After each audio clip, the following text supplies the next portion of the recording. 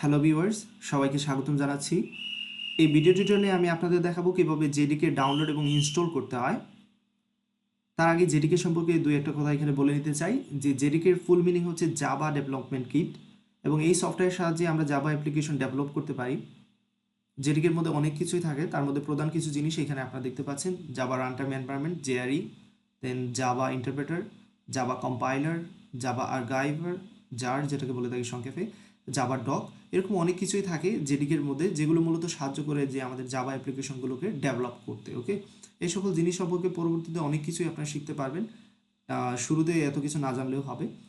Right, তো আমাদের কাজ হচ্ছে জেডিকে ডাউনলোড এবং ইনস্টল করা। সেজন্য আমি আপনাদের গুগলে নিয়ে যাচ্ছি। এইখানে আপনারা লিখবেন ডাউনলোড জেডিকে অথবা জেডিকে ডাউনলোড, হোয়াট এভার যেটা মন চায় সেটাই লিখুন। Download JDK, enter. তারপর অরাকলের এই ওয়েবসাইটে আপনারা চলে যাবেন। এইখান থেকে আপনারা জাভা এই অপশনটা সিলেক্ট করবেন, Java download, Java platform JDK, এই যে দেখতে পাচ্ছেন জেডিকে নিউ ভার্সনটা।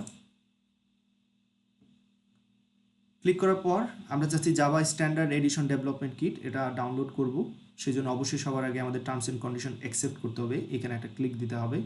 তারপর আমরা লিনাক্স নিশ্চয়ই খুঁজছি না, যেহেতু আমার কম্পিউটার লিনাক্স না, অপারেটিং সিস্টেম ইউজ করি না, আমি ম্যাকও না, আমি ইউজ করি উইন্ডোজ অপারেটিং সিস্টেম। সো অবশ্যই আমি উইন্ডোজ অপারেটিং সিস্টেম থেকেই ডাউনলোড করব, উইন্ডোজ অপারেটিং সিস্টেমের জন্য। তারপর এখানে উইন্ডোজ অপারেটিং সিস্টেমে দুইটা ভার্সন দেখতে পাচ্ছেন, 64 বিট এবং 32 বিট। সো আপনার কম্পিউটার কত বিটে সেটা চেক করে নিতে পারেন খুব সহজেই, সেটা আমি আপনাদের দেখাচ্ছি। ওকে, এইখান থেকে দিস পিসি বা কম্পিউটার গিয়ে প্রপার্টিজে যাওয়ার সাথে সাথে দেখবেন যে এইখানে বর্ণনা দিচ্ছে সব কিছু। 64 বিট অপারেটিং সিস্টেম আমার কম্পিউটার। আপনার কম্পিউটার 32 বিট অপারেটিং সিস্টেমে হলে আপনি যেটা করতে পারেন, 32 বিটের জন্য এটা ডাউনলোড করবেন উইন্ডোজ 86, এটা এইখান থেকে ডাউনলোড করবেন। আমারটা যেহেতু 64 বিট সেহেতু আমি এইখান থেকে ডাউনলোড করে নিচ্ছি। এই ডাউনলোড, এইখানে ক্লিক দেব এবং তারপর আমাকে জিজ্ঞেস করবে যে আমি এটা রাখতে চাচ্ছি কিনা। না, অবশ্যই আমি ডাউনলোডটা রাখতে চাচ্ছি, কিপ। তার সাথে সাথে ডাউনলোড করা শুরু হয়ে যাবে এবং একটু সময় নেবে, যেহেতু ফাইলের সাইজটা একটু বড়। সো আপনারা ডাউনলোড করে নেবেন। তারপর যেটা করতে হবে আমি সেটা দেখিয়ে দিচ্ছি। আমি আর ডাউনলোড করতেছি না, যেহেতু অলরেডি আমার ডাউনলোড করা আছে। তারপর যেটা করতে হবে, আমার ডাউনলোডেড সফটওয়্যারটা আমি এখান থেকে বের করে নিচ্ছি। এই যে আপনারা দেখতে পাচ্ছেন এখানে ডাউনলোড করা আছে। তো এবার ডাউনলোড করার পর আপনারা যেটা করবেন, এরকম একটা সফটওয়্যার পাবেন, এক্সিকিউশন ফাইল হবে, এক্সিকিউটেবল ফাইল পাবেন। এখানে ডবল ক্লিক দেবেন।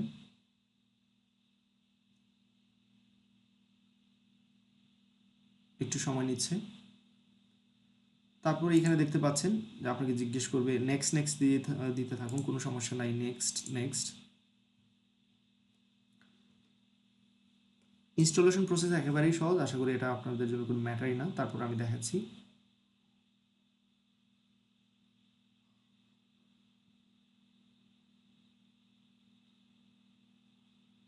একটুখানি সময় অবশ্যই নেবে।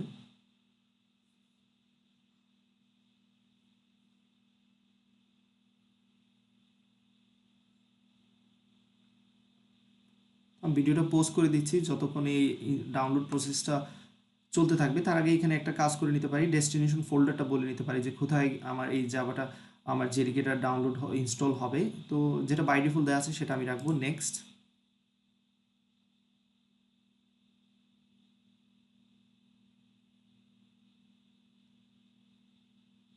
ভিডিওটা একটু সময়ের জন্য পজ করে দিচ্ছি। তারপর দেখতে পাচ্ছেন এখানে আমাদের কাজ শেষ, ক্লোজ অপারেশন আমরা ক্লিক দেব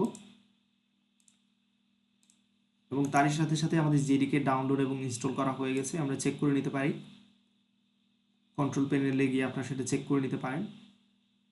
সো কন্ট্রোল প্যানেলে যাচ্ছি আমি, programs and features, definitely somewhere, এই যে প্রোগ্রামস অ্যান্ড ফিচার্স, এবং এইখানে দেখতে পাচ্ছেন Java standard edition development kit, এটা ইনস্টল করা হয়ে গেছে। এবার আরেকটা কাজ করে নিতে পারেন, লাস্ট যে কাজটা, এটা যদিও অপশনাল, তারপর বলে দিচ্ছি এইখানে সার্চে গিয়ে আপনারা সিএমডি লিখতে পারেন, কমান্ড প্রম্পট।